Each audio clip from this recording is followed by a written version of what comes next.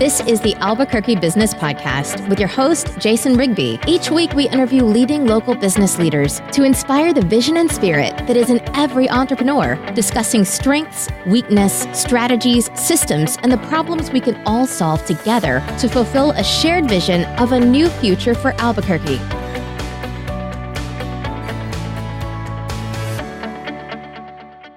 Hi, my name is Jason Rigby, and welcome to the Albuquerque Business Podcast. Today on our show, we have a very special guest. I don't want to give it away, but we're going to be talking about real estate here in Albuquerque. Want to thank Duke City Marketing. If you're making Facebook ads, Snapchat ads, geo-targeting, whatever it may be, please don't hesitate to go to www.dukecitymarketing.com. We also want to thank 99.9 The Beat FM. This podcast is Sundays from 4 to 5 on 99.9 The Beat FM. If you live here in the Albuquerque area, please tune in to 99.9 FM. So today on the show, we have Jesse Baca. I think I pronounced that right. So yeah. Are you from Albuquerque area? Or? I'm not, actually. I'm from a small town just 72 miles west, Grants, New Mexico. Oh, okay. Yeah, I've heard of Grants. Yeah. There's not a lot going on in Grants, is there?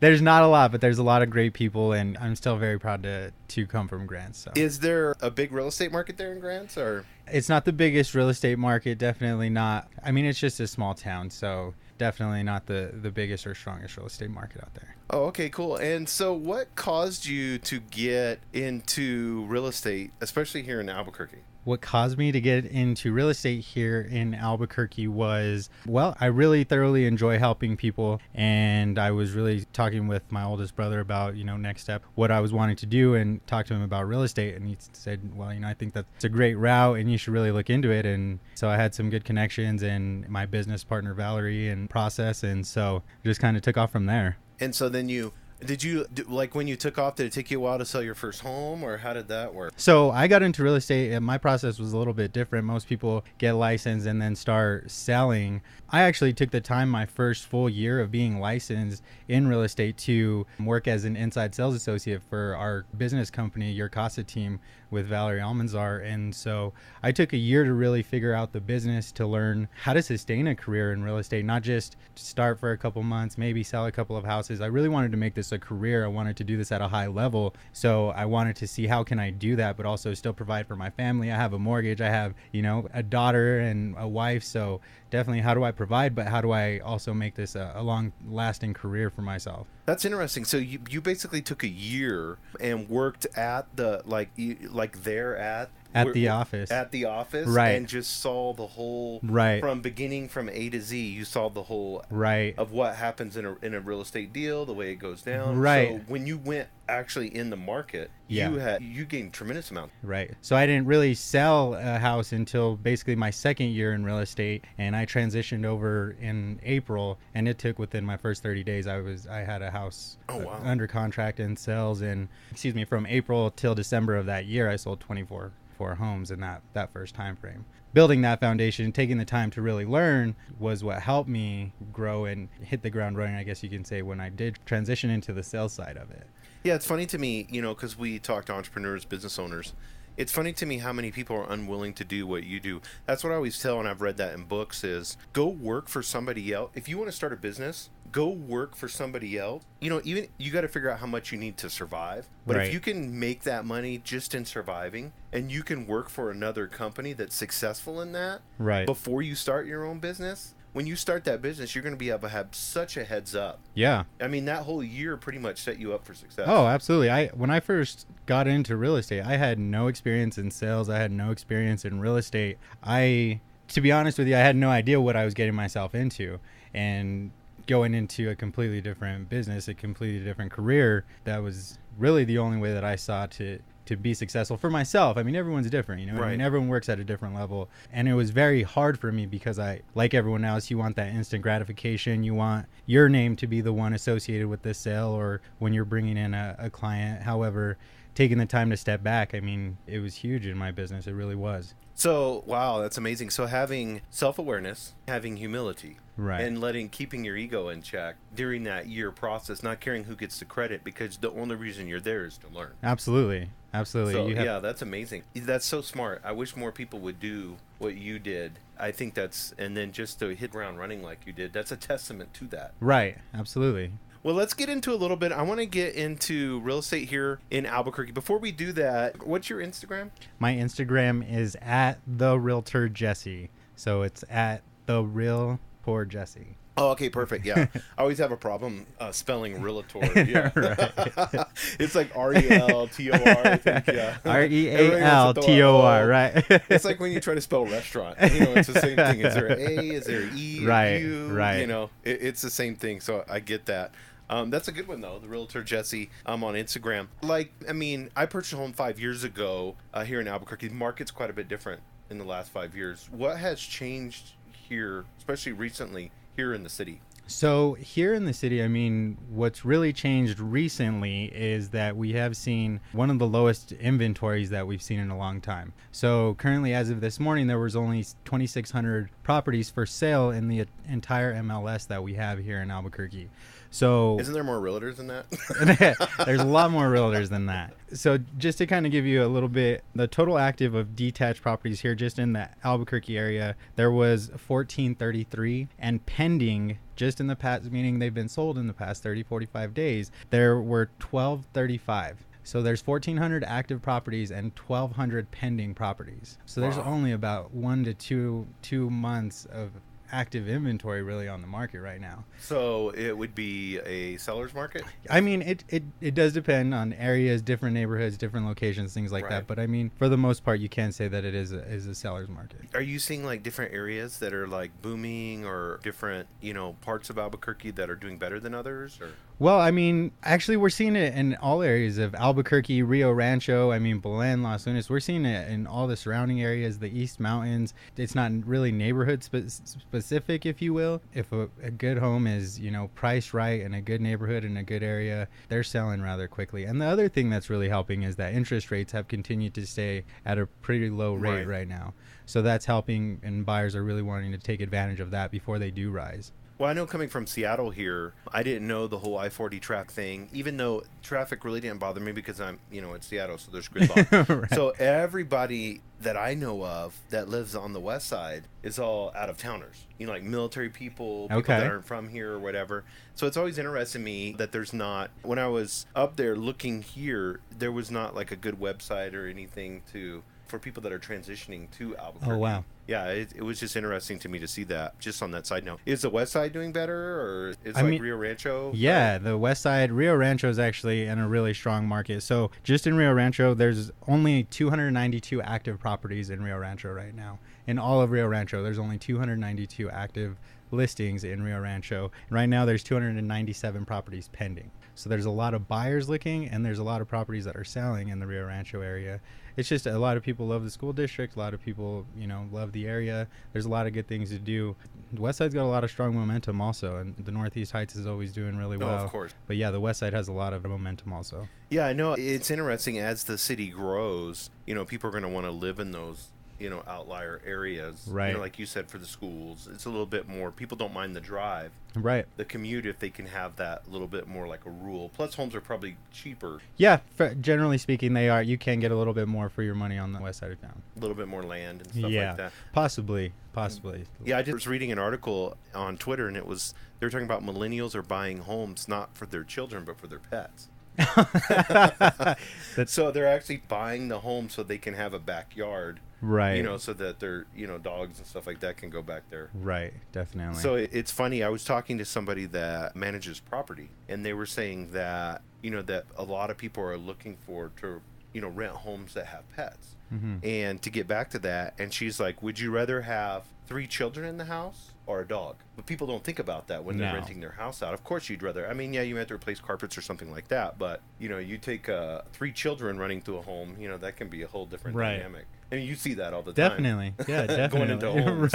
Right. Is there a lot of, are people flipping houses now again? Is that whole market coming back, in real estate investing? Oh, yeah. There's a lot of investors right now, especially you'll see a lot of that in the Northeast happening right now.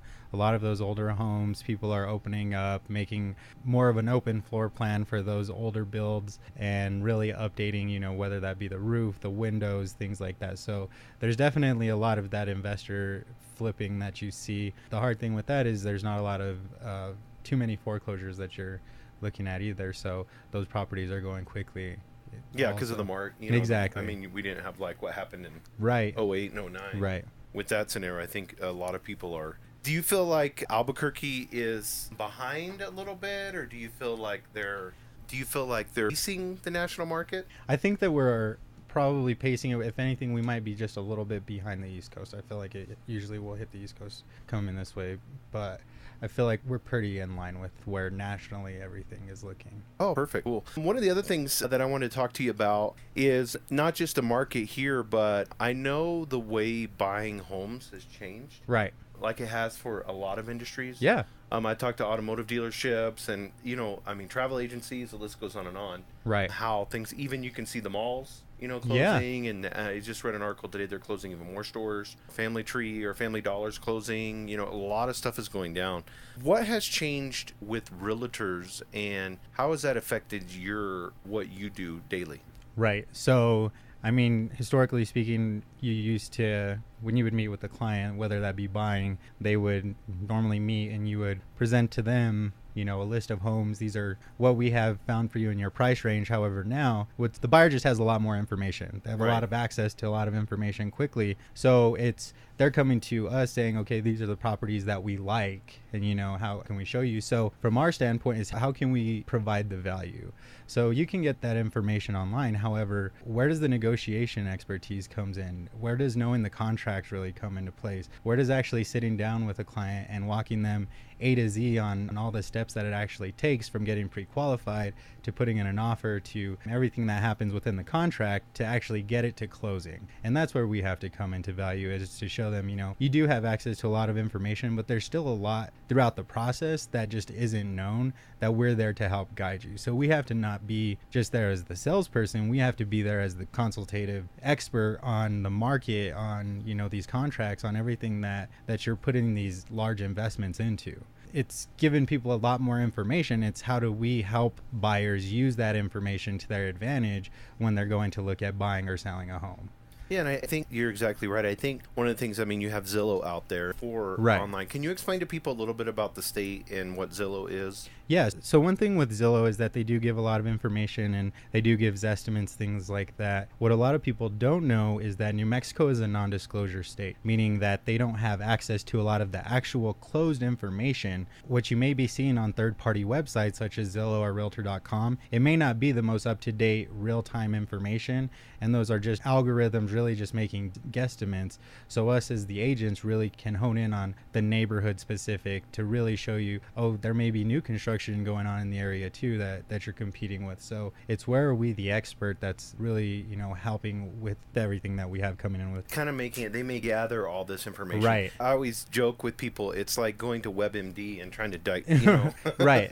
Exactly. Next thing you know, you've got cancer and you're going to die in 3 months. So when you get to the doctor and he tells you it's this or this. Right. And I've talked to several doctors and they said the same thing, you know, people are coming in with all this information. Right. But a lot of times it can be the wrong if they not know, you know, what to do exactly with that information. Exactly. And that's where it is being the expert in helping guide them and realizing, you know, what is really going on in the market. Plus your contacts, right, with lending, absolutely, and all of that different, absolutely, the avenues, resources. I would imagine. Yeah, if somebody comes in and they have okay credit or right. average credit. I mean, obviously, you know what direction they need to go. You know, and instead of going online and just going to a bunch of different like quick loans or whatever, and right, just trying to get something, you can actually steer them with people that specialize. Absolutely. In that. Not only that specialize, but people that we've vetted, that we've worked with consistently, that we see we don't get to the 11th hour and there's something holding up closing or holding up their deadlines. And because you have to understand, people are setting up moving dates, people are setting up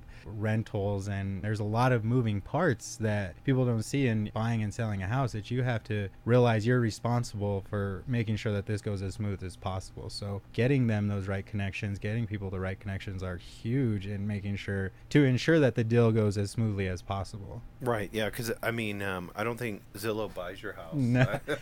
I don't think they said that. I don't think they'll. They're getting close. If you call them, I Right. don't think they're going to be too concerned about pushing back your moving date. No, not at all. Yeah, so that's something that's interesting to me, and you've caught on to that, is, I think nowadays it's more coaching and consulting. Mm-hmm. Exactly. And and then taking that disinformation and putting it, you said real-time information is extremely important. Absolutely. I kind of want to get a little bit into, if somebody's looking at getting into real estate, already you gave a huge gem. You worked there for a year and learned it before you went out there, and I think that's an avenue people can approach. But I know a lot of people have, questions before they get into it. One of the things that I felt personally was the part-time realtors. Okay. And I'll have a lot of friends that talk to me about that too. Not saying that, all of them are bad or anything like that, but, sometimes the availability on somebody or something, and I know we had talked about that before. What would be your opinion on something like that, or as, in this community? Okay, so it's kind of like a two-parter, I'm guessing. So to be successful to get into real estate, one of the first things I would say would be to try to find a mentor who's either successfully in real estate or has been successful in real estate, leading a company, or finding a brokerage that you feel like supports you, that has a vision that maybe you're looking for, that, what are your goals, really, to figure out, try to align yourself with what you're going for in real estate. Are you looking just to do something part-time, which I think can be very difficult. I mean, I can't say how it is because I've never done it as a part-time thing. The only thing I could think of is if you were to do it part-time, it would really be, one, you'd have to be very diligent with time blocking and where you are putting your time for your real estate business, and B, are you providing the best type of real estate services that you can provide? And so that, it's kind of one of those things. If you are trying to do it part-time, I don't necessarily have the keys on how to make it work. I mean, unless you're looking at, maybe it's like maybe doing it just have friends or family, and you want to do a few homes. Like we had talked about, whatever your goals are. I mean, if that's something more of what you're looking for, then. But your average sales job, because it is a sales job, right? I mean, you bring it down to nuts and bolts. Yeah. I've never met somebody that's not, especially on the sales side, and there's a certain personality that's attracted to that, but I've never met somebody that hasn't worked 60, 80 hours a week. Not saying you could do it in 40 or 20, but usually that success and building that momentum, building that clientele, doing the networking, going out there, spending time with mentors, that, I don't know how many hours when you first started out, how many hours you worked, but that's, to me, that would be over a full-time job. Yeah, absolutely. And I mean, I think the biggest reality shock I had was a couple weeks after starting into real estate. I weekly have a one-on-one with my business partner, and she would ask me, well, what did you learn this week? My biggest thing, I just put, real estate is hard. And I know that sounds kind of dumb, but I wrote it down, and I was like, real estate is hard, because the misconception when I was getting into real estate is, I'm gonna get into real estate, I'm gonna get my license, everyone's gonna be like, oh, Jesse got his license, and just start hitting the ground, killing it. And it's really a lot to do real estate at a high level, and to really provide a great customer service at a high level while doing it. It does take a lot more than your average 40 hours, 60 hours, because the thing about real estate is it doesn't stop. Things happen at Sunday evening that, in a normal business that would never happen, but because it's a real estate, I mean, it doesn't. Yeah, you're dealing with people working right. You're right. Exactly. And then they're at night looking at Exactly. And so that's where we have to really be diligent, and it's a lot more than what you would expect. So I don't know how. It would be very difficult, I feel like, even if it was only a couple transactions a year. I mean, what it takes to get everything done is a lot of work. Yeah, that's why it's always funny to me when I hear people talk about going into a sales position and like, well, everybody says I have a great personality. And then you talk to them 3 months later, and after 90 days of doing it, they've it takes a special person to handle. I'm not saying that one person's better than the other. No. I mean, you have people that work at Google that are 100 times smarter than me, but on the sales side of things, it takes a specific person that is willing to get rejection, and that's something that we don't, human in nature don't like rejection. Right. And you have to hear that. I mean, you probably hear it. I mean, no matter how well you treat your client, you're still going to get rejection. Right.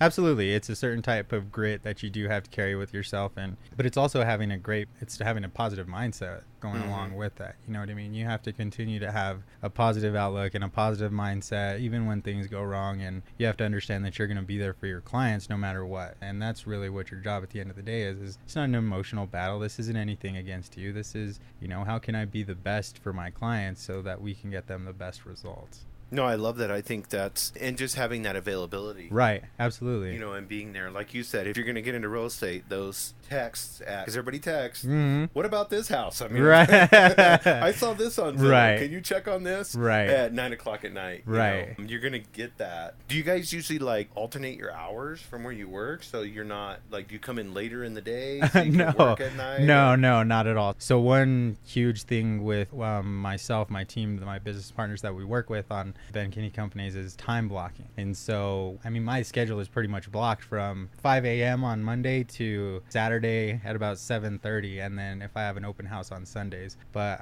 basically having a structured day every day on what I have going on. I have set times for my appointments in the afternoons, weekends, things like that. So you block out, from 2 to 4. Right. On Tuesdays, Wednesdays, and Thursdays, you'll make that time right to show at home. Exactly. Right. Oh, okay. Exactly. That's perfect. Yeah.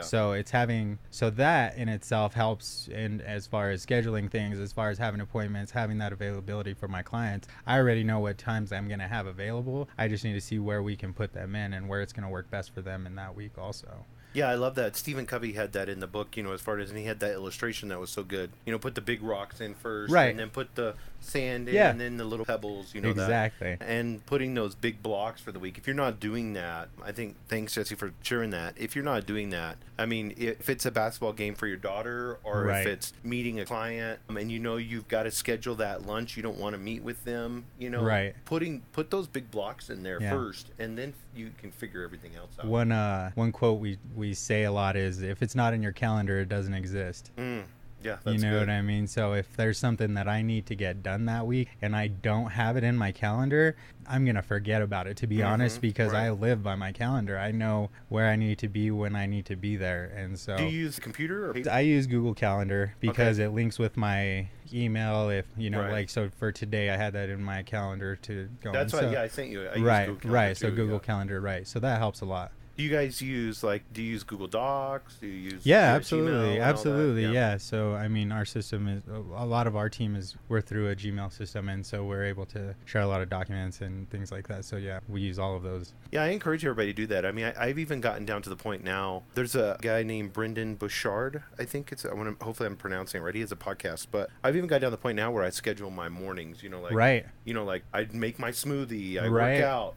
And I have that. And do I do it every day? No. Right. I'm human. I'm going to miss it or make mistakes or be lazy. But I know I'm doing it more now than I've ever done, just by the awareness. Sure, it shows up on my Google Calendar. Absolutely. That 30 minutes I need to work out or, do yoga or whatever it is. Definitely. Yeah, so I think that's a huge help. I think people need to get into that a little bit more. Yeah. Because I see so many business owners in there, and you've probably seen this, realtors too, where they're just scatterbrained. Right. And they're like, oh, I got to go do this. Oh, my goodness. Right. I forgot I had this. And then they're getting a phone call from their client. Right. Yeah, absolutely. It can turn into a nightmare. Definitely. Let's get into a little bit about if somebody, you mentioned a little bit about as far as if they wanted to get into real estate, what do you think makes a successful real estate agent? Well, I think the success is determined in different facets. Could it be award driven? I think what makes a successful realtor is someone who consistently delivers results, and you can consistently see giving. I think client care is very big in our industry, so continuously seeing that they've been able to do things. But it's also, I think I've seen a lot of success in realtors that have just started recently too, with agents on our team. So it's having the ability to overcome different mindsets and overcome different facets that may come up in real estate. So I guess it's really hard to say what I think looks like success in real estate. I think it's mainly the consistency of over time is giving results, right? Compound interest is huge. So I think that. So you just said something that I think is real valuable. Because you guys really excel at this. One, I believe realtors more than anyone excel at marketing themselves, like branding themselves, and business owners need to learn from that. And number two, you're the way that a good realtor, now I'm not talking about the bad experiences you've had with realtors, because Right. there's 1,000 of them. Right. But I'm talking about the good realtors that are out there and their customer care, like you had mentioned, our client care. I think you Right. said. Can you go a little bit into that? What do you guys do? What's in like your DNA as far as helping a client out? I think one of the biggest things that we do differently, especially from a buyer standpoint, is before we even like to go look at houses and do all of that things, we want to actually sit down with a buyer and really narrow down their search criteria, what they're looking for. We want to get them in touch with a qualified lender that we've worked with that can see about getting them pre-approved, pre-qualified. Because the last thing we want to do is take someone to see a house that they can't qualify for, Right. that they can't purchase. So, we want to sit down with them and help them gain the most value out of buying a home. We want them at the end of this transaction to say, wow, this was amazing, and I understood what was going on. You go to a foreign country, every sign is in a different language. You're like, wow, I don't know where I'm supposed to go. But you have a tour guide, and he knows those signs. So as a real estate agent, you have to think of yourself as a tour guide. These people are coming in, they don't know the language, they don't know these acronyms, they don't know what an MLS system is or any of that. So we have to be the tour guides and help them say, okay, and we're going to guide you on the best tour. We're going to give you the best tour as this process goes. So you're not going to have unexpected things come up as like costs that you have to pay for or any unexpected things that you're going to see. And there may be something that comes up that we maybe didn't cover. I mean, we're not perfect, but we're going to try to prep them at the beginning so that they understand what's going on through this whole process. We're not just signing documents and going through this. We're really going to help you understand what you're doing. And then on the listing side, it's helping you understand what's going on in the market. You have to understand the market. You have to understand what's going on in your area, in your specific neighborhood. And that's where our value comes from. And also negotiations, how we negotiate things, how we can net you the most amount of money. It's coming from that different approach rather than just how can I help you buy a house. Yeah, I love that. I think one of the things that I think is key that you just said is everybody wants to go look at houses. Right. Away. And they don't want to do that behind the scenes work Right. that it takes to, like you said, sitting them down, making that pause, sitting down, seeing where they pre-qualify at, and then, bringing that expectation of what type of home that they're looking for Right. to reality, Yeah. And some people can get upset about that or whatever, but I would rather have that than turning around and showing me $1 million homes when somebody qualifies for 150,000. Right. So those things are, and I'm using exaggeration there, but Right. to make No, a point. absolutely. But you know what I'm talking about. I think that consultancy, being able to have that client sit there next to you and you walk them through that process, then look at home, I Right. think is super valuable. Because what we're going to do then is we're going to be able to narrow down the time frame that you're going to spend looking at houses. You're not going to have to search through 50 pages of Zillow. We're going to find you the perfect search. We're going to narrow it down. We're going to set you up a search through our system to where we're sending you relevant properties that are in your search criteria so that you don't have to go out and do that legwork. So you'll actually send them properties? Right, absolutely. How does that, because I mean, just on a personal note, I had that situation too where I couldn't get them to actually, because I just wanted to look at them. I'm at work, it's lunchtime or whatever. Yeah. One or two pops in on an email. That's what I was thinking, like, perfect. This would be perfect. Right. Where, like you said, we sit down, we find the perfect search criteria. And then as I'm searching and as I'm looking, in real time, I'm getting these homes. Do you guys have a system for that, or how does that work? Absolutely. So we do have a search system that we use, and it's actually a really transparent system that we can use for both our sellers and our buyers, which is called Brivity. We're able to actually send them properties that are relevant to their home search, where they're looking. We can really narrow down the search to send them exactly what they're looking for, not just everything. And then on the listing side, we can actually set it up to where you're getting market reports for your property. You're getting real-time data that's pulling straight from our multiple listing service, so it's really accurate information also. So we have that website. So if you went to jesse.bktalbuquerque.com, you can go and actually put your address in there. It'd give you some type of home evaluation right now, and that's pulling straight from our multiple listing service. You can also search different homes, and we can narrow down your search criteria through that. Yeah, so if somebody wanted to do that with their home, if they're thinking about listing their house, what was the website again? It was jesse.bktalbuquerque.com. Oh, okay, perfect. Well, we're going to take a break right now. We're going to come back with Jesse. I'm going to get a little bit more into, I really enjoyed the time blocks and the way that they're working with clients. So we're going to get a little bit more into that after the break. Join us this week for another episode of the Albuquerque Business Podcast with your host, Jason Rigby. Each week, he interviews leading local business leaders that inspire the vision and spirit in every entrepreneur, discussing strengths, weakness, strategies, systems, and the problems we can all solve together to fulfill a shared vision of a new future for Albuquerque. Listen or download this Sunday afternoon at 4 from your favorite podcasting app. And we're back off the break. We want to thank 99.9 The Beat FM for sponsoring this podcast and Duke City Marketing. Well, I'm going to use your Instagram, Okay. The Realtor Jesse. So, Yep. yeah, just type in The Realtor Jesse.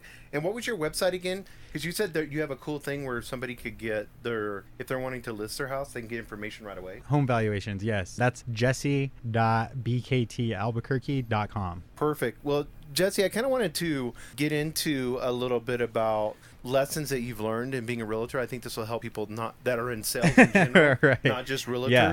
But what are some of the most important lessons you've learned in being a realtor? Well, I've definitely learned a lot of lessons as being a realtor. The biggest one, though, I think that I've learned is that you can really only control what you can control in this life.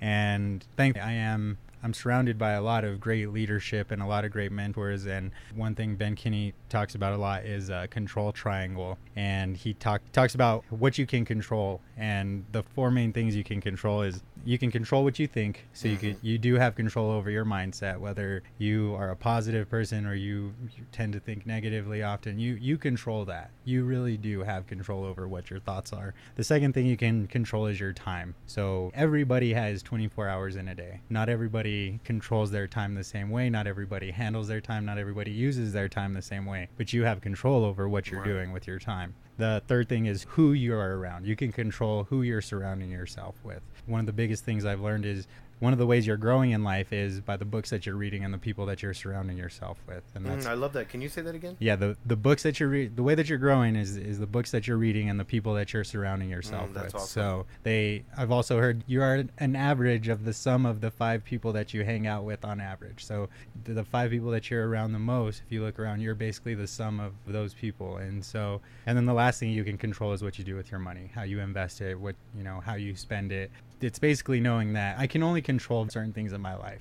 Right. I can't control what other people are going to say. I can't control what other people are going to think, but I can control how I'm going to present myself to my clients. I can control how well I am prepared for when I go and meet with a seller.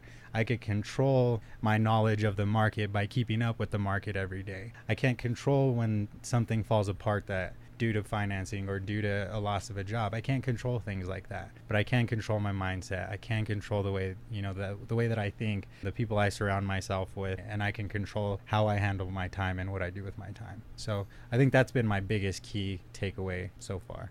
No, I love that. One of the things that you said, I think it is important, is control. And I don't remember, maybe you had mentioned it a second ago, but they were talking about like how we get emotional when we're in traffic. And you can't control that. There's absolutely no way that you can, unless your car flies or something, Right. There's no way you're stuck. Right. And so to get emotional is actually really stupid. Right. So, that was one of the things that they were talking about. I forgot what book it was, but that was one of the things they were talking about is only get emotional about the things that you control. Right. If you're a business owner out there, a realtor, whatever it is, and you just had a bad meeting with the client or, something went bad or you've got an employee, you can't control how that employee thinks about you. Right. At all. Right. You can control whether they work for you or not. Right. So getting emotional about how they feel about you is just an ego thing. Absolutely. Our client, just taking, how many realtors have you seen out there that, are just distraught after, they have a relationship breaks up with the client or something like that. But ultimately that's on them. Right. And that doesn't make them any less of a person. No. So, you've seen that probably with the people that you work with and stuff like that. Things change. Yeah. In your market, things change quickly. Absolutely. And somebody may decide to go to another company. That doesn't make them any less of a person. No. It's just that their values may have changed, their visions changed. Exactly. We don't know. Exactly. So to take it personal but I like that. You said 4 things? Yes. Yeah, yes. So, I love that. You guys will have to go back, rewind that, and listen to that again. So one of the things that I think that not only is these lessons that you learn, but understanding, because there's always this rose-colored glasses, this rainbow when we get into a business, and I consider, you're pretty much, I mean, a realtor is like you're owning your own business. Right. What are some of the things that is different than what you thought coming into it?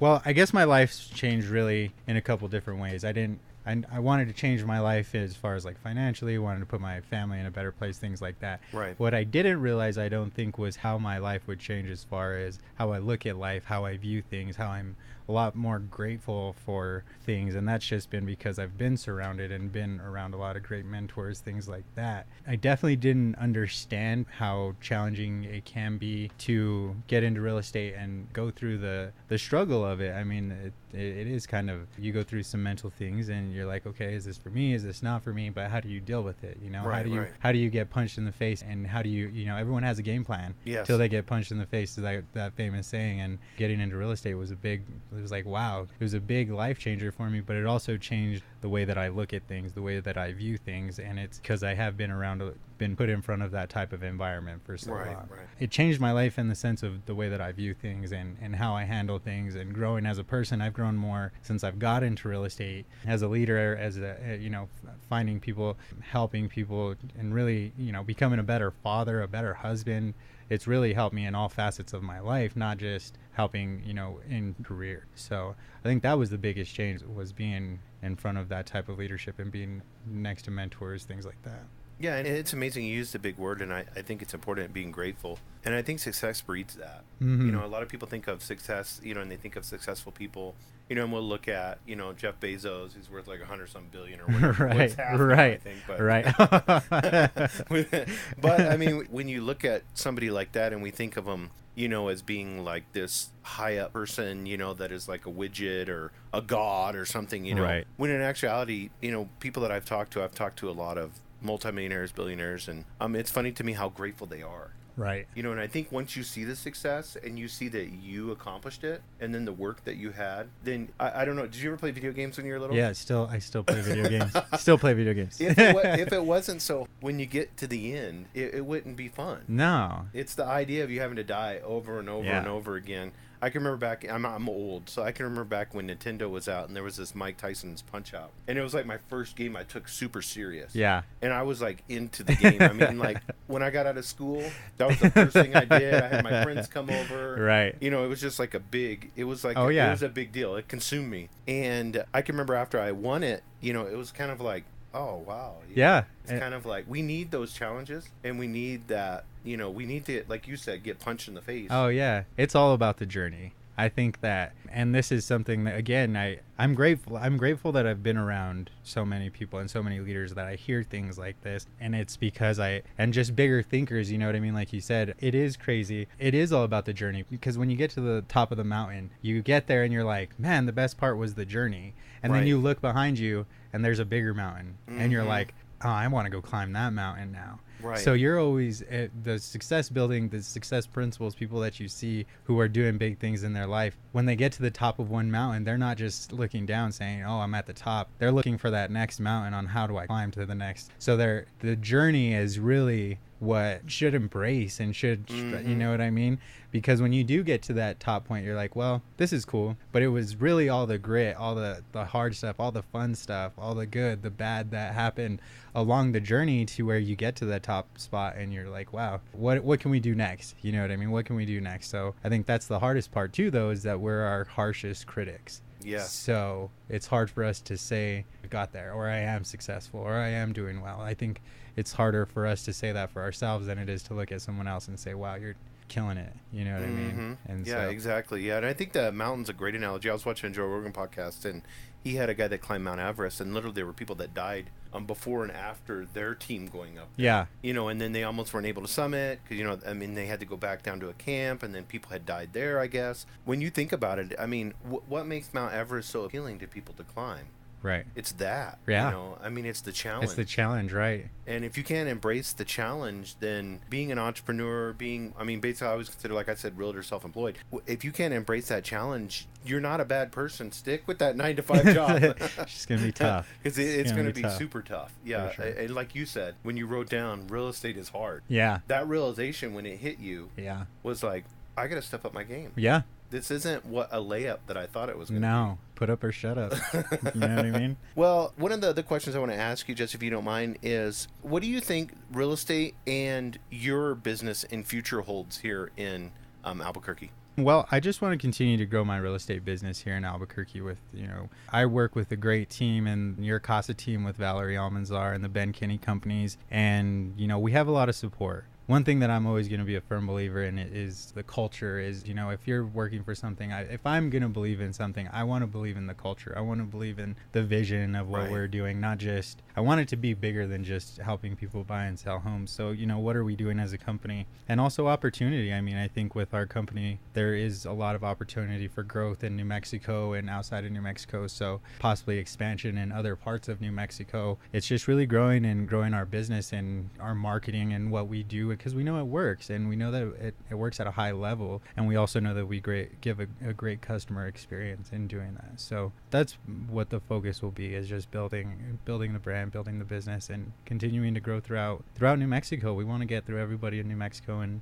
deliver the dream of home ownership in big cities, small towns, because we know how important it is for people to own homes. Yeah. And one of the things that you mentioned I think is so important is, in my previous podcast, we talked about this a little bit, and I want to talk to you about it, is culture. Yeah. What is the culture like where you work at? The culture I work with, it's fantastic. The biggest thing is it's a very positive mindset. So every morning we start off with practicing things, and then we also start off with gratitudes. So every morning everybody comes to the table to tell the rest of the team. We have a pretty big team. We have about 15 agents now, and we have some admin staff. But everybody, we get in a room and we say what we're grateful for, and we share that with the team so that everybody's starting off with a positive vibe. And then another thing that I would suggest is starting off with affirmations, which is just waking up in the morning and telling yourself a couple of positive things. Great at what I do today. I am a positive person, or I am a great husband. I am a great father. I am, whatever it is that you want to affirm for yourself, to get yourself in that positive mindset so that you're starting the day off right. And then around that is helping build each other up. I mean, we're in a competitive career. So working on a team, you have a lot of people who are competitive, working, striving to do big things, but you're also able to say, hey man, that's awesome. Like, I'm so happy for your wins. Like, what can I learn from you, or how can you help me that maybe I'm struggling with, or something like that. So it's being able to celebrate other wins. It's other people celebrating you. It's just a positive environment, but it's also results based. If you're not bringing in results, then there's still a problem. You know what I mean? It's not that everything's so happy go lucky. It's a positive place. It's a positive mindset, but it's results driven. It's accountability. Right. You know what I mean? Having that mentorship, having accountability, having goals, sharing them with people, and then having people to keep you accountable to those goals that you're sharing.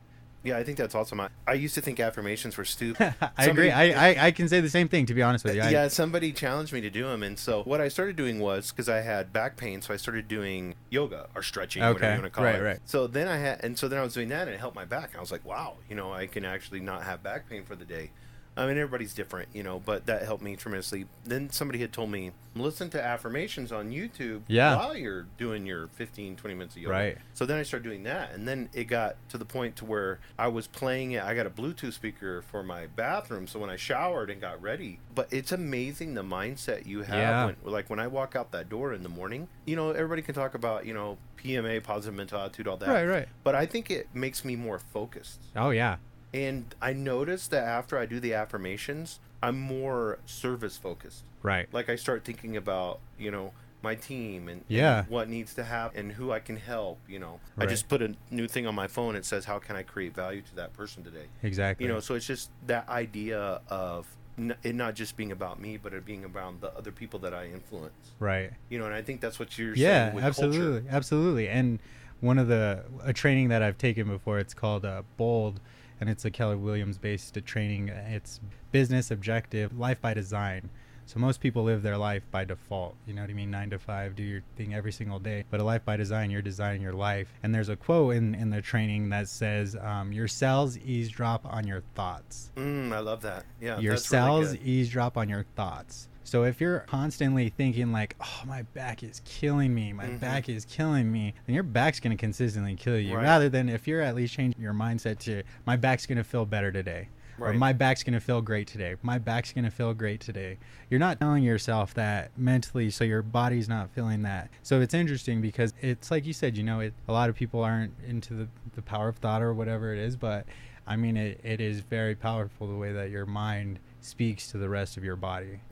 Yeah, that is so good. And for me, it's kind of like making sure, because you get to a level where, we're always constantly working on ourselves. But then, like I said, you get to a level, like you said, where you can genuinely, without ego, like appreciate somebody else's win. Exactly. And I had Lawrence Chavez, on a couple weeks ago, he invented this new contact lens. So they have a company here in Albuquerque. It's really cool. And I think he invented or was a part of the throwaway contacts or something. But he said something about New Mexico, is that everybody thinks the pie is one size. Right. And that other people are taking slices from it. And he's like, we need to realize that the pie can grow. Right.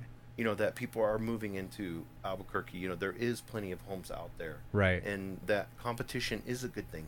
Right. It helps us grow as a person. Celebrating that win, like you said, I think, even if you don't feel like it. Right. You just walk. If you start walking around and start talking to everybody at your business and you tell them what type of person that they are in a good way, or the expectation of them, what you feel like they can be. Right. If you start sharing that with somebody, instead of criticizing them, they will change to the expectation that you have. 100%. And that's a culture that you can start as a business owner. And like you said, if somebody does something, if you have a competitor, you have two choices. You could badmouth them. Right. Or you can wish them the best of luck. I mean, I talk to our competitors all the time. Yeah. And I genuinely am excited because I feel that they're having that abundance mentality. Right. I don't want to get a little woo-woo. But, Right. But, some people will dismiss that. But Right. you have to have an abundance mentality. Absolutely. If you don't have that, if you have a scarcity mentality, you're not going to be successful. No. I want to talk a little bit about, what do you think real estate agents here in Albuquerque are struggling with now? If we went a little bit to the negative side, what do you think the struggles that are happening now? I think one of the biggest struggles that realtors may be having are finding homes for their buyers. Right. With the low inventory. I think the biggest thing that I see with realtors, especially right now, you see a lot of people getting licensed because they see the market's doing well, things like that. I think the hardest thing is that they don't want to step in with the mentality of learning. You know what I mean? I think a lot of people do want to get on and they do want their name on the sign. You know what I mean? I want people to call me. I want people to start doing that, but I don't want to take the time to learn how I present an offer to a client, how I go through an 18-page document going through all the legalities of the terms and conditions of a contract. You know what I mean? I think that's maybe something that is that instant gratification. I think that's one thing that can just hurt you not only in real estate, but can hurt you in any field, is wanting that instant gratification of instant success rather than maybe it not happening so quickly. But other than that, I think really just, it is learning to come from that consultative type and also accepting change with technology and how to implement it. I think is going to be a big part of us being realtors. Is we can't, tech's here, you know what I mean? That is what it is, but how do we embrace it and how do we use it for our clients and give them the best that they can use it also? Yeah, I think they said like 86% of people read their text. Where it's horrific. This sounds bad, but I rarely answer my phone. Gotcha. If somebody calls me, it'll go to voicemail a lot of times because I'm in a meeting or I'm doing something. I'll a lot of times put my phone in my drawer. Right. If I got to do some deep work, you said block out 45 minutes and not have. But I think that's hugely important, is understanding text is here. Right. And people are comfortable going over text. You have to have some conversations. Yeah. And technology as a whole, you know what I mean? Just tech in general. There's new apps, there's just always things. So keeping up with everything and adjusting and keeping up with that. And then something that you said that's key that I think is very important. I read a book on this, having a learning mindset instead of a fixed mindset. Absolutely. So like you said, always willing to learn. Right. And never having all the answers. No, absolutely. Because real estate's changing every year. Every year our contract's changing. Every year there's new laws that are being put into place. So continuing education, doing trainings on your own, you know what I mean? Keeping up with what's going on in just the real estate world. So yeah, if you're a consultant, if you have that consultative nature, being able to not only communicate well with the client and, finding their needs and seeing what their wants are and then narrowing it down and then putting them into the home. But when you have that ability to be able to take an 18-page document and explain it clearly, then you're giving a confidence level that people don't realize that they'll skip over contracts, or I've had that where I go in to deal with somebody, we have lunch, meet at the brewery. It seems like everybody wants to meet at a brewery here. We may meet at a brewery, have 2 beers, and then at the end they're like, oh, here's a contract. Right. Like it was like it's like they almost did not want to present it to me, or it was like a sub thought or something. Right. And oh, you can just sign right here. Yeah. But if you go through it with confidence and explain it to me, an objection may come up. Right. Which is what I want to make sure we're clear. Both parties are clear. Exactly. And if both parties are clear and they feel that you're extremely professional in what you're doing and that you know those answers legally, they're going to, that's the biggest purchase somebody's going to have. Absolutely. Is That's a home. One of the biggest investments of people's lives, if not the biggest investment of their life. It's scary, yeah. Yeah. And that's your profession, is helping people get to and from. And that's why it's so important to use a realtor also, because trying to sell your house by yourself, you have a person who comes and they're using an agent. That person has so much more of an advantage. Right. If they're using an advantage to somebody who doesn't know these contracts, doesn't know terms, doesn't know what conditions are, doesn't know time frames, title companies, who this lender is. I mean, it can be a lot. So not using a realtor is scary. So definitely use a professional. I mean, you'd be surprised. I mean, I have horror stories after horror stories of that. And I know you do too. Just, conditions, seeing people being able to walk away. Yeah. From something, that everybody thought was all done, and exactly, because of a clause in right. So I think those are hugely important. One of the things I want to talk to you about, and we talked already a little bit about this, but what are some tools or books that has really helped you? Definitely the biggest thing is like I talked about, are the daily affirmations and the time blocking, as far as knowing what to do with my time, have been really big. Goal setting and accountability, I think that's something that prior to getting into real estate I didn't take as seriously. And what I mean by that is as seriously as breaking it down from yearly goals to what am I doing monthly, to what am I doing weekly, to what am I doing daily to reach that yearly goal. Right. So breaking it down to what am I doing every single day to reach this bigger goal, and then also sharing it with somebody. So having somebody that I share these goals with publicly to say, okay, these are my goals for the year, this is what I'm going to be doing, and also having that person keep me accountable every week. So I'm sitting down every week and we're saying, okay, well, what goals? And that's everything from fitness to diet, exercise, financial, and business. So it's not just what are my goals for business this year, it's what are my fitness goals this year, what are my financial goals this year, am I looking to make investments and things like that. So what am I looking at each week so that I'm consistently keeping them on top of mind, whether I am or am not on track to reach those goals. And I think the hardest part is actually seeing those face to face, because you come into the reality that I may not be on track to reach a goal. And I think prior to getting into real estate, prior to doing the things that I do now, it was a fear of having to face that, oh, well, maybe I'm not going to be hitting that goal, or I know I didn't maybe do the things that I should have been doing to be getting me to that place. But what is it that I can pinpoint to get me to those goals? So having a goal, sharing them with somebody, and having someone to keep me accountable. I love that. Yeah. Accountability. So, because nowadays everything's social media, everything's online. Right. We go home, we watch Netflix. We don't have those heart-to-heart conversations. And I was sharing with somebody the other day, they were talking about accountability, and they didn't, have a mentor or anything like that. And I encourage you, read about it. Just type online how to find a mentor. Right. You'll get so much information. But I was like, do you have a friend that you can just tell anything to? Mm-hmm. How about that person and you get together and hold each other accountable? Because you can say whatever you want to that person. You've already developed that relationship with them. So you guys just take the time, go out for lunch or a dinner or whatever, and share, like you said, share some goals, share those things. Right. And then ask them to hold you accountable. Right. Because they already know you. And I know, like you had said, you have, mentors that you sit down with, I would imagine, and do that. Or some type of a coach. I mean, whether you're trying to do something in life, I'm a big believer in, if you're trying to do something to better yourself or to get better in any type of thing, people, Michael Jordan didn't get to be the best player ever by not having a coach. Mm-hmm. You know what I mean? Someone to keep him accountable. So having just someone, and someone that's not going to criticize or, but help you build yourself. And so that's something big. And then books have been, I wasn't a very big reader until I got into real estate and got encouraged to, books do build you. And whether it's an Audible or reading, it's just the content, having that content. And so continuous books that help with leadership, or one of my favorite books that I read was Emotional Intelligence 2.0. Yeah, that's a good book. And that's just something, I mean, if you're an emotional person maybe, or someone who's trying to better yourself as in that aspect of your life, I mean, that book helped me in different aspects of my life everywhere. That was a great book. That book was a game changer. And then I listened to a lot of positive things, like Jesse Itzler. He's a big influence. He wrote a book, Living with the Sill and Living with Monks. Those are two very highly recommended books. I'm trying to think of anything else. Yeah, I just listened to a podcast of him, and those two books. Oh. Yeah, it was David, because he lived with the SEAL, Navy SEAL. David Goggins. Yeah, David Goggins, which wrote a book. Right. That's amazing. That's an amazing yeah, book. Can't Hurt Me, I think. Is, Living with, David Goggins book, right. But Living with the SEAL, and then if you have not, just Google his name. What's his name again? Jesse Itzler. Yeah, Google his name and just watch some of his YouTube. Yeah. He's got a lot of, you can go to the podcast app, like iTunes or Spotify, and just type his name in. You'll hear tons. That guy is amazing. Him and Ed Milet just did a I really listened to good that one, yeah. That was a great podcast. He talks about some game-changing he gets stuff. into like his personal life. Oh, a yeah, little for bit, sure. And then about even like death. Perspective, yeah. That changed it. Like even Ed Milet said he's going to have to go Yeah. through that. They were talking about, I think it was like talking to his wife about death, right? The documents, right?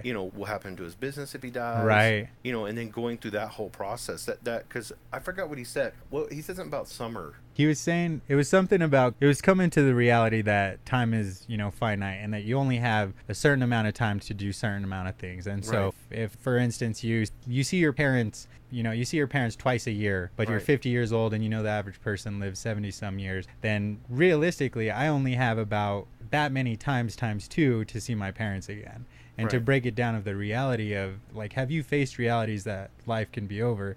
And even Ed was like, yeah, I've faced it. And he's like, have you picked out a plot? Yes, have you picked out a spot where you're going to be laid to rest? And even Ed Milet was like, wow, he's like, no, I haven't faced it like that. You know what I mean? So thinking about something and facing something, I think it was. Yeah, because that's what he said.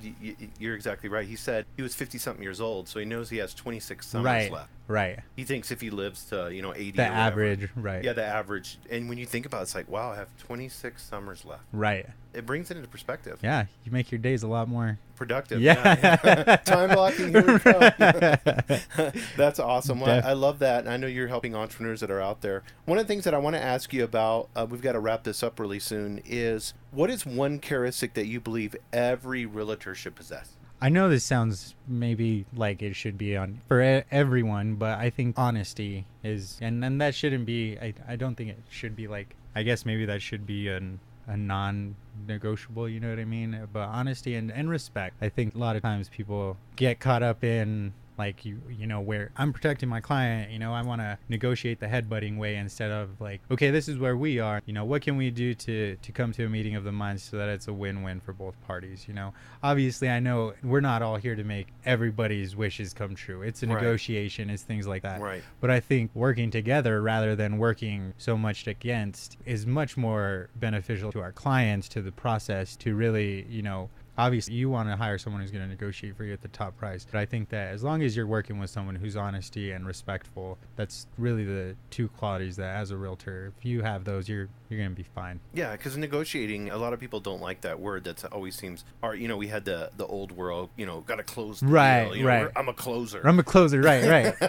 ABC, always be closing, right. Where, in actuality, what I found is, like you had said, if you have great client care, you're honest, you're transparent with them, you've walked them through the process. It's funny how those clients, the ones that you've done really well with, you've given that 1 out of 10, you've given that 10 to them, how it just organically happens. Exactly, right. I think that's so important. If you're having to be dishonest or you're having to do that hard close, right, your system is messed up, I agree. And the other thing is it can hurt the market. Mm-hmm. You know what I mean? Because the thing about it is if you want to sell your house for a certain number and I come and I sit in front of you and we look at the market together and I tell you, and I know for a fact in my heart that that house is not going to sell for that price, but I know that's what you want to sell it for, and I can tell you, I think we can get it done. It's not going to help you because the house isn't going to sell. Right. It's not me because it's not going to help me because all it's going to do is put a house on the market that we're not going to probably get any interest on. We're not going to get any inquiries on because it's not in the right area of the market, and we may just end up putting money into marketing so where we're actually losing money on them. So it's not. Well, I think the biggest thing too is it gives a reputation to the home. Right. Because if you see a home that's been out there for 150 days, right, then you're like, why hasn't somebody bought this yet? Right. Is something wrong? Even after you lower the price, right? Because it holds the date, right? Right. Yeah. Absolutely. So, it tells you. Yeah. So it tells you how long that Right. house has been on the market. Right. But if I go and I tell you, I'm sorry, I know this is what you want to sell for, and this is what it will actually sell for, and you say, I'm sorry, I'm going to list it with the other guy who told me it'll sell for that,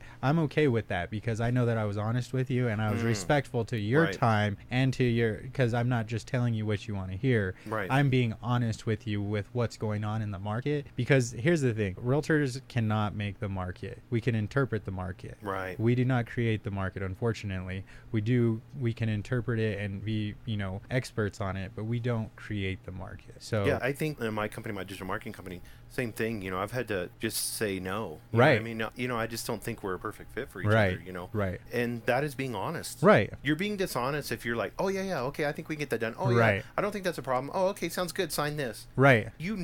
That's short-term thinking. Exactly. And like you said, it's long-term. What happens Right. when you don't sell that home and it's been on the Right. market that long? And they're telling you, Jesse, you told me you can do this at this price. Or, realtor, you told me you can do this at this price. Why isn't it being done? And then you have to say, well, and most 9 times out of 10, they're not going to say, well, I was dishonest with you. Right. With what was going on in the market. You know what I mean? Yeah, I was listening to the big real estate guy in New York, Ryan. He wrote a Sirhan? book. Yeah. Yeah. So I was listening to him, and he had talked about that. He said that's the number one thing he does when he goes, $30 million Right. penthouses and stuff. He says, no, it's not going to sell for $30 million. It's going to sell for $20 million. Right. Or $19 million. Right. Or $27 million, whatever. He's like, I get that out. Like you said, I get that out in the open right off the bat, because if they want to use me, I know I'm going to be good at marketing. I know all the stuff that I can do. I know I'm going to have other agents looking at this. Right. And they know, that's the other thing people don't realize is other agents know what that house is really worth. Exactly. They know that if you've listed it way above what it's actually worth, what's going to happen negotiation times. Yeah. They don't want to go through that hassle. No. So your house being seen is going to be, you're not going to get but if you price, it's that in life. Absolutely. If you're selling a home, having emotional attachment to that home, you're moving on. Your life is getting better. Right.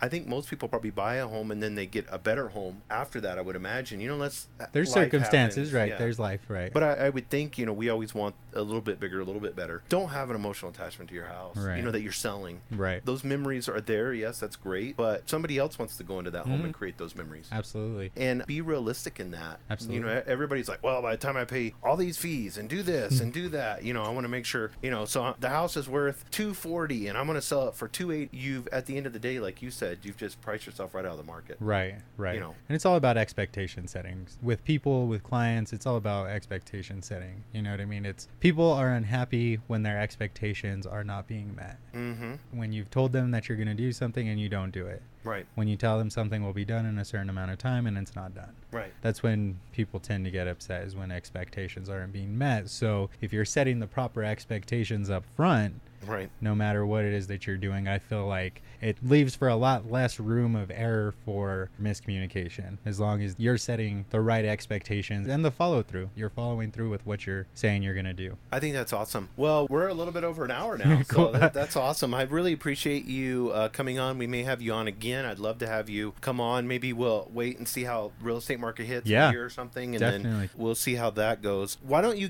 what's your Instagram again, Jesse? It's at the Realtor Jesse. So at TheRealtor, just at the Realtor Jesse. And you can visit our website at any time, jesse.albuquerque or bktalbuquerque.com. Well, I really appreciate you being on here, Jesse. Thank you. I learned a lot. That's what I always love to do. I always learn from my guests. I learned a lot from you today. I am going to make sure I'm a little bit more consistent in my affirmations and my time blocking. So thank you for that. And that's all for today's episode of Albuquerque Business Podcast. Thanks for listening. Want to make sure you guys subscribe to the podcast. You can go to iTunes, Spotify, TuneIn. We're everywhere on there. You can also go to our new website, abqpodcast.com. That's abqpodcast.com. Please leave a review. That helps us rank, especially here here locally. My goal is to be the #1 podcast in Albuquerque, so I'd appreciate that. Thank you guys and have a great day.